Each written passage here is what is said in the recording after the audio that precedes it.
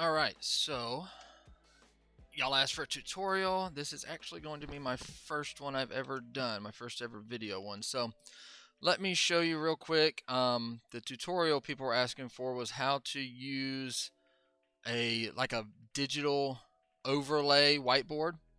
I don't know if you can see, but when I come here I can write on my screen and it appears. Now if I'm in the classroom, this will appear. Actually, I have it overlaid over my face, so it actually will appear in front of everything except for like my teacher name and the timer. When I have the timer down in this bottom corner, it'll appear everywhere there. So what I'm going to do is I'm going to go, let's make another scene where I create this. So I'll come in here, I'm going to add,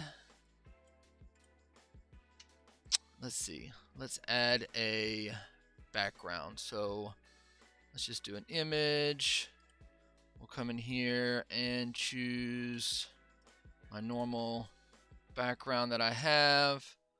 We'll just bring that up nice and big, and then I'm going to add over the top of it a window capture. Let's see, where's my window capture? Window capture. Now I already have my paint set up as a window capture. Otherwise I can just come in, create new, and then use the browsing feature. Now here we can see my paint is already, nothing is appearing. Well, that is because if I open up my paint, as you can see it here, I have this set up as a green screen. So it's the same color as I had that I used when I set up my actual green screen. And what I did is I came in here and did a chroma key. This would probably also work if we did a color key. Add that one. So if I take off the chroma key and the color key, then we can see that my paint window appears in OBS as just it normally appears, normally would. So if I turn my chroma key on, I've already adjusted there. You can adjust the similarity to how it works best for you. But after having that set up, then I'll come in here, and I don't want all this extra to appear on the outside. So I'm going to hold Alt while I resize this window and get rid of all that extra around the outside.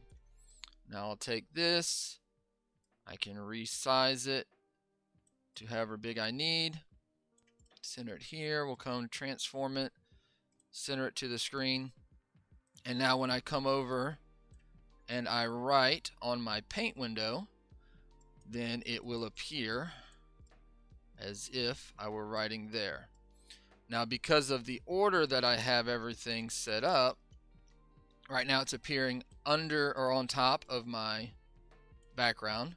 But if I were to put it behind my background, well then it's not going to appear like it was before.